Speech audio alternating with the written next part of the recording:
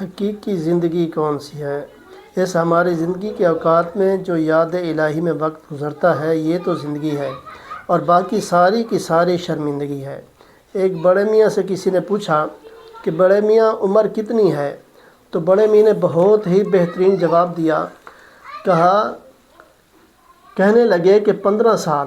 تو اس نے کہا کیوں جوان بننے کا زیادہ ہی شوق ہے کہ 15 سال کہہ رہے ہو؟ تو کہنے لگے نہیں بھائی، جب سے توبہ کر کے اللہ سے صلح کر لی ہے تو 15 سال گزرے ہیں، یہ میری زندگی ہے، اور اس سے پہلے والی ساری شرمندگی ہے۔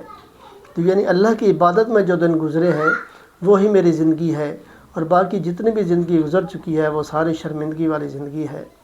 میری زیست کا حال کیا پوچھتے ہو، بڑھاپا نہ بچپن نہ میری جوانی، جو چند ساعتیں یاد دلبر میں گزریں وہی ساعتیں ہیں میری زندگانی، وہی ساعتیں ہیں میری زندگانی۔